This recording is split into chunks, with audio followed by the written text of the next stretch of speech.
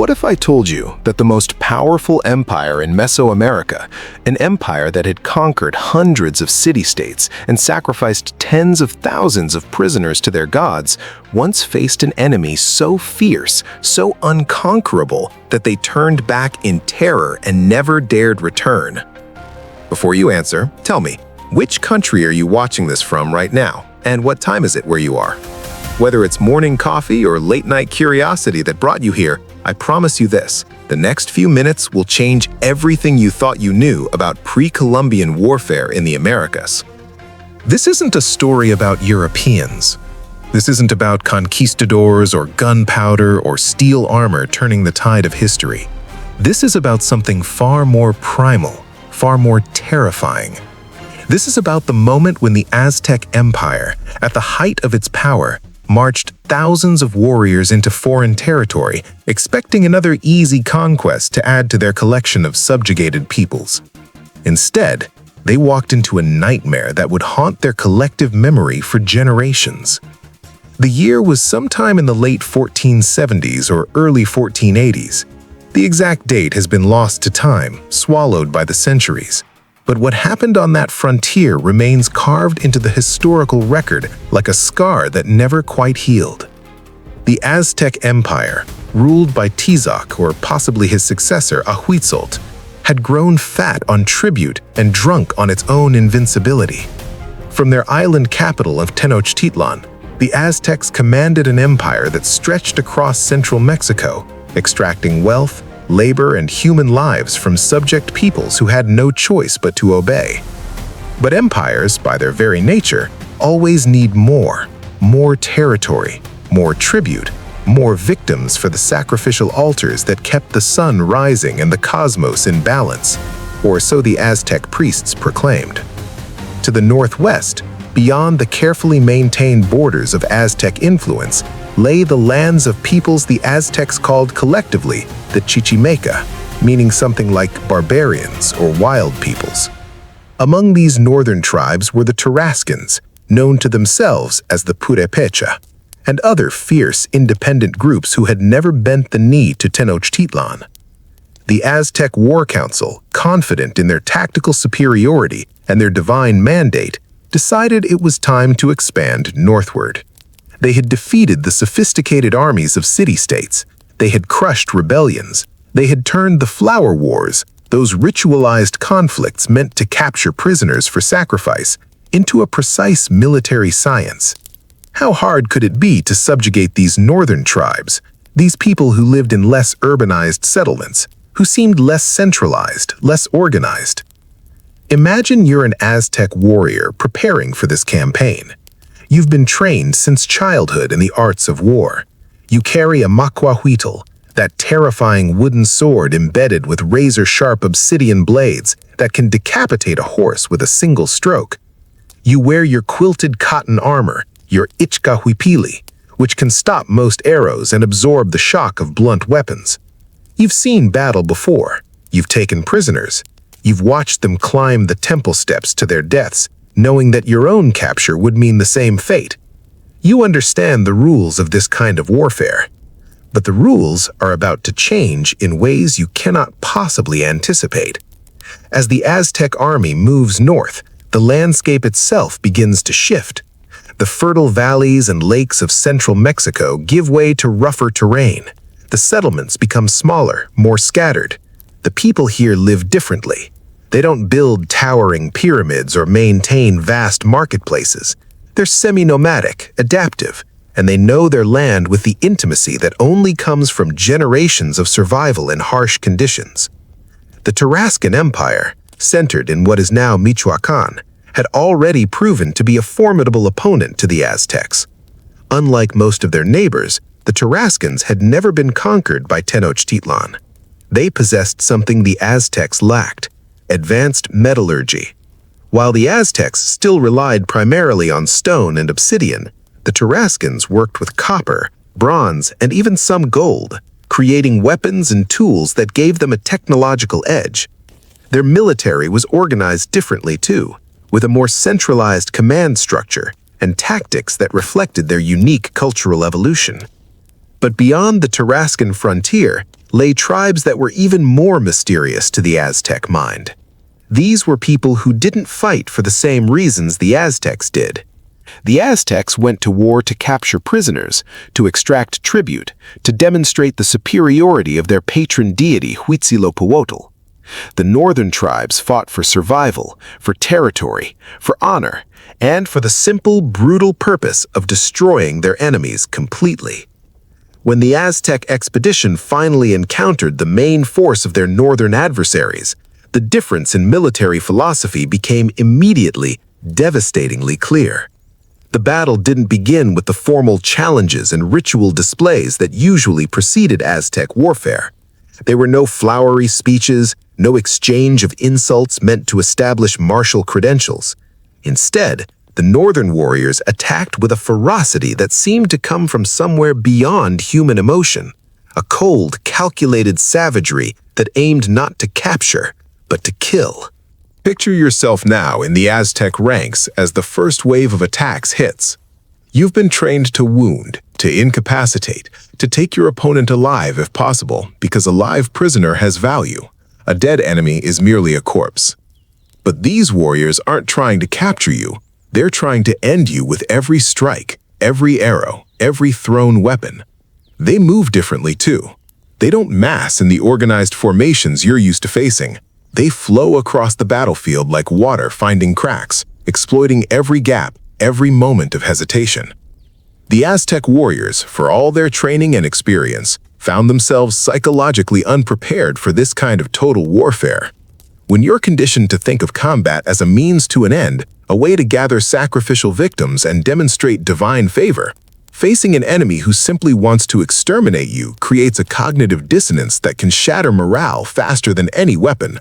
And morale, that invisible thread that holds an army together, began to fray among the Aztec ranks. The northern tribes employed tactics that seemed chaotic to the Aztec eye, but were actually sophisticated in their own right. They used the terrain masterfully, drawing the Aztec forces into positions where their numerical superiority meant nothing, where the disciplined formations that worked so well in the valleys of central Mexico became liabilities. They hit and withdrew, bleeding the Aztec army with 1,000 small wounds instead of seeking one decisive engagement. And they were relentless. Aztec warfare, like much Mesoamerican combat, traditionally had a rhythm to it, pauses for ritual, times when fighting would cease. These northern warriors didn't observe those unspoken rules. They attacked at night, something that was largely avoided in Aztec military tradition. They struck at foraging parties, at water sources, at any point of vulnerability. They turned the campaign into an endless, grinding nightmare where the Aztec soldiers could never rest, never feel safe, never know when the next attack would come.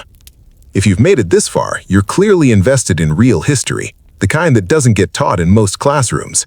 Do me a favor and hit that like button so more people can discover these forgotten battles that shaped our world in ways we're only beginning to understand.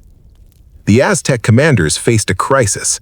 Their supply lines, stretched thin across hostile territory, came under constant harassment. The local population, rather than submitting as conquered peoples usually did, simply melted away into the landscape, denying the Aztec army the tribute and provisions they expected to extract. Every day, the army lost men not just to combat, but to disease, to exhaustion, to the psychological toll of fighting an enemy they couldn't understand or predict. Worse still, the northern warriors seemed to have an almost supernatural ability to anticipate Aztec movements. Ambushes appeared where none should have been possible. Attacks came from directions that scouts had reported as clear. It's likely that the northern tribes had developed an intelligence network, using their knowledge of the land and their mobile lifestyle to track the Aztec army's every move while remaining largely invisible themselves. For an empire used to dominating through superior information and organization, this reversal was deeply unsettling. The Aztec concept of warfare was fundamentally tied to their cosmology. Battle was a sacred act, a reenactment of the eternal struggle between order and chaos, light and darkness. Prisoners taken in war were sacrifices to the gods, necessary to keep the universe functioning. This religious dimension gave Aztec warriors a sense of purpose beyond mere conquest. But what happens to that sense of purpose when the enemy refuses to participate in your cosmological drama? When they reject the very framework that gives your violence meaning? The northern tribes had their own spiritual traditions, their own reasons for fighting, but these didn't align with Aztec expectations. To the Aztecs, this made their enemies seem almost demonic, outside the proper order of things. Stories began to circulate among the Aztec ranks, whispered tales of supernatural ferocity, of warriors who felt no pain, who couldn't be killed by normal means. Whether these stories had any basis in reality is less important than their effect on Aztec morale. Fear, once it takes root in an army far from home, spreads faster than any disease. One particular engagement, the details of which have come down to us through fragmentary sources and oral traditions, seemed to crystallize the horror of the campaign for the Aztec forces. An Aztec detachment, perhaps 1,000 strong, had been separated from the main army, either through tactical error or deliberate enemy action. They found themselves surrounded in rough, broken country where their numerical advantage meant nothing. The northern warriors didn't charge en masse as the Aztecs expected. Instead, they tightened the noose slowly, cutting off every escape route, every source of water. For days, the Aztec warriors endured a siege without walls, watching their perimeter slowly contract as their numbers dwindled. Those who tried to break out were cut down. Those who stayed died of thirst or fell to arrows that seemed to come from nowhere. By the time relief forces arrived, if they arrived at all, most of the detachment was dead or dying. Survivors of engagements like this, when they made it back to the main Aztec force, brought with them a terror that couldn't be reasoned away or overcome through traditional motivational means. An Aztec warrior was expected to welcome death in battle as a glorious end, a guaranteed passage to paradise. But the kind of death these northern enemies offered wasn't glorious. It was lonely, desperate, and seemingly meaningless within the Aztec spiritual framework. It was death as annihilation rather than transformation. The Aztec High Command, receiving reports of mounting casualties and crumbling morale, faced a decision that no Aztec military leadership had seriously confronted in generations. Should they retreat? The very concept of a large-scale withdrawal without achieving their objectives was almost unthinkable. It would be an admission of weakness that could encourage rebellion among subject peoples. It would be a humiliation before the gods. It would be a stain on the honor of the empire. But the alternative was worse. Continuing the campaign risked not just defeat, but the potential destruction of a significant portion of the Aztec military at a time when maintaining control over their existing empire required constant military presence and periodic shows of force. The emperors and their councils were nothing if not pragmatic when it came to the long-term survival of their power. Glory was important, but not at the cost of the empire itself. And so the decision was made. The Aztec army would withdraw. They would abandon the campaign, leave the northern territories unconquered, and return to central Mexico. The retreat was conducted as orderly as possible under the circumstances, but orderly or not, it was still a retreat. The northern tribes harassed the withdrawing forces every step of the way, turning the journey home into a running battle that cost the Aztecs hundreds more casualties. When the remnants of the expedition finally crossed back into secure Aztec territory, they brought with them a new understanding, a dark knowledge that would reshape Aztec strategic thinking. The north was not a direction for expansion. The peoples beyond that frontier were not potential subjects. They were a threat best left alone, a boundary that even the mighty Aztec Empire would respect, not out of respect, but out of fear. The psychological impact of this failed campaign rippled through Aztec society in ways both obvious and subtle. Military prestige, so carefully cultivated through generations of successful conquest, had suffered a blow. The warrior class, which derived much of its social standing from martial achievement, had to grapple with the reality that there were enemies they couldn't defeat, at least not with acceptable losses. Young warriors training for their first battles heard stories not of glorious victory, but of humiliating retreat. The Aztec response to this trauma was telling. Rather than attempt another northern campaign, they redirected their exponential energies in other directions, towards the south and east, where enemies were more conventional, more understandable, more defeatable. The north became, in Aztec strategic thinking, a kind of negative space, a region marked on their mental maps with warnings rather than opportunities. In their histories and codices, the Aztecs didn't completely erase this failure, but they certainly didn't celebrate it either. References to the northern campaigns are brief, almost grudging, lacking the elaborate detail given to successful conquests. This itself is a form of historical evidence, a silence that speaks volumes about how deeply the defeat wounded Aztec pride and confidence. The Tarascan Empire, observing the Aztec failure to subjugate the northern tribes, found in it a kind of validation. If these fierce peoples could resist the Aztecs, then the Tarascan strategy of maintaining their independence through military strength and strategic positioning was vindicated. The balance of power in Mesoamerica remained multipolar rather than collapsing into complete Aztec hegemony, and the northern frontier played a role in maintaining that balance. From the perspective of the northern tribes themselves, their victory was probably viewed differently than we might imagine. They weren't trying to prove a point or establish themselves as a rival empire. They were simply defending their way of life against an invasion, doing what their culture and circumstances had prepared them to do. The fact that their enemy happened to be the greatest empire in Mesoamerica was almost incidental to their own narrative of survival and resistance. But make no mistake, survival against Aztec aggression was an extraordinary achievement. These northern peoples, often dismissed by more settled civilizations as primitive or backward, had developed military capabilities and tactical sophistication precisely because their environment and their history had demanded it. They were warriors not by choice of an elite class, but by necessity of their entire society. Every man was a potential fighter because survival often depended on the ability of the whole community to resist threats. Their weapons, while perhaps less ornate than Aztec arms, were deadly effective. Their bows and arrows, designed for hunting game across vast distances, could kill a man at ranges where Aztec atlatls and thrown spears were less effective. Their intimate knowledge of the terrain gave them advantages that no amount of Aztec tactical training could overcome, and their willingness to fight total war, to reject the ritualized combat that characterized much Mesoamerican warfare, gave them an edge that the Aztecs simply couldn't match without fundamentally changing their own military culture. Consider the broader implications of this conflict for a moment. We often think of pre-Columbian American history in terms of the great empires, the Aztecs, the Incas, the Maya city-states, but the story of this battle reminds us that empires, even at their height, had limits.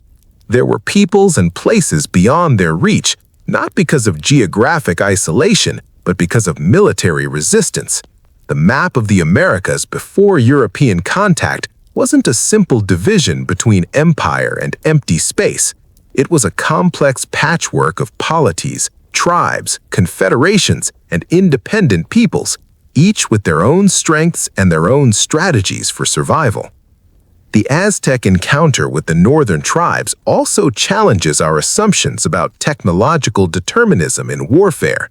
The Aztecs had more sophisticated urban centers, more advanced agriculture, more complex state structures, but these advantages didn't translate automatically into military supremacy against an enemy adapted to different conditions.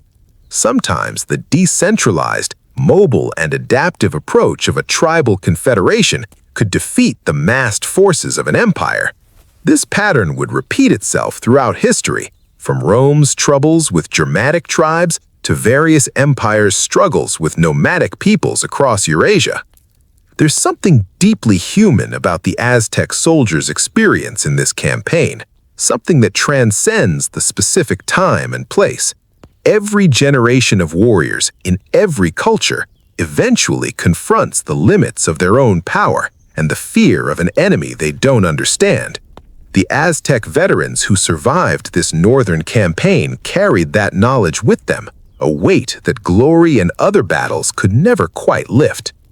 Before we go further, if this story is giving you a new perspective on American history before Columbus, share this video with someone who still thinks pre-Columbian warfare was primitive or simple. Let's spread real history together. In the decades following this failed campaign, the Aztec Empire continued to expand in other directions, achieving remarkable conquests and building Tenochtitlan into one of the largest cities in the world. But they never again seriously attempted to push north into the territories that had defeated them.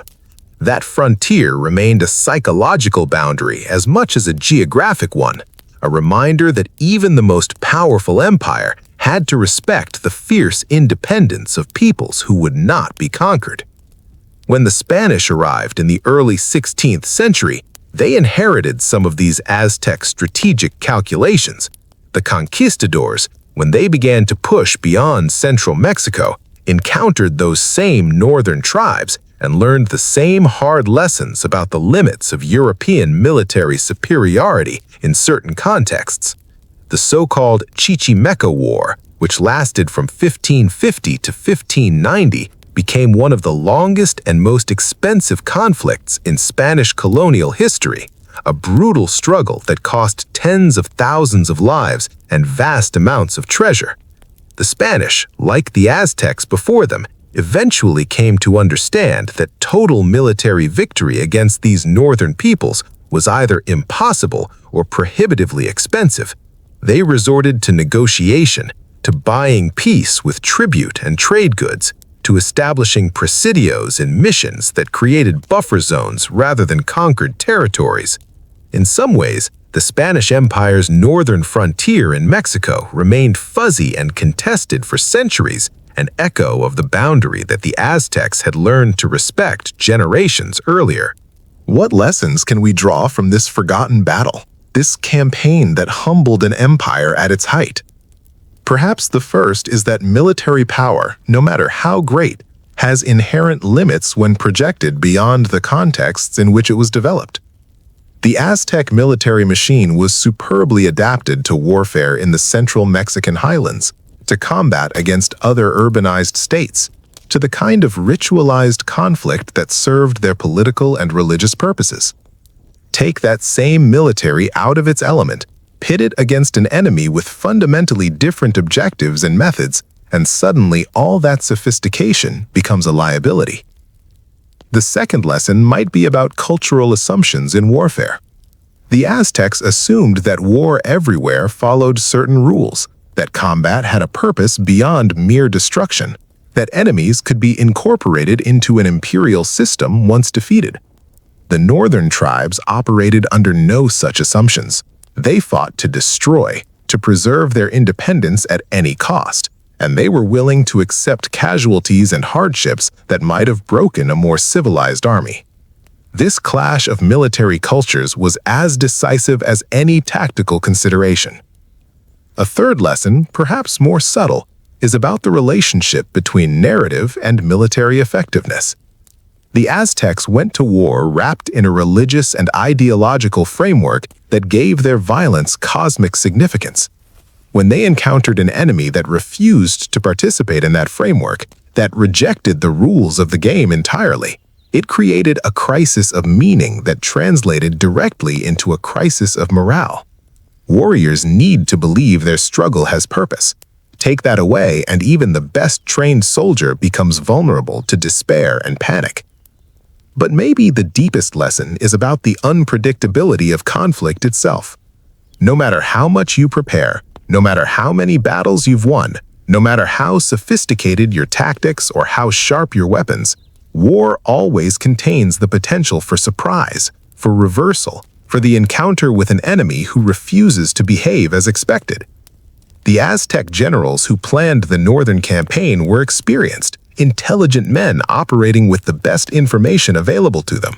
They still walked their army into a disaster because the reality they encountered didn't match the reality they had prepared for. Think about the individual Aztec warrior who survived this campaign and returned to Tenochtitlan. He would have walked the great causeways leading to the island city, seen the massive pyramids rising toward the sky, felt the familiar rhythms of empire all around him. But he would have been changed.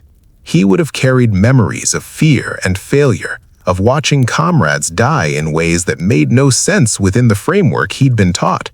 He would have known something that most of his fellow citizens didn't know, that their empire, for all its glory, was not invincible, not unlimited, not the center of the universe it claimed to be. Did he speak of these things? Did he warn others? Did his experience shape how he trained the next generation of warriors, perhaps introducing a note of caution, a recognition of limits that hadn't existed before? We can't know for certain, but it's likely that the collective memory of this defeat influenced Aztec military culture in subtle ways, introducing a realism that tempered the empire's ambitions even as it continued to grow. The northern tribes, meanwhile, went on with their lives. Their victory over the Aztecs probably just one of many conflicts in their ongoing struggle to maintain independence and territory. They couldn't have known that their resistance would be studied centuries later as an example of asymmetric warfare, of the power of adaptation and home field advantage, of the limits of imperial power. They were simply doing what they had always done, surviving, fighting, refusing to submit.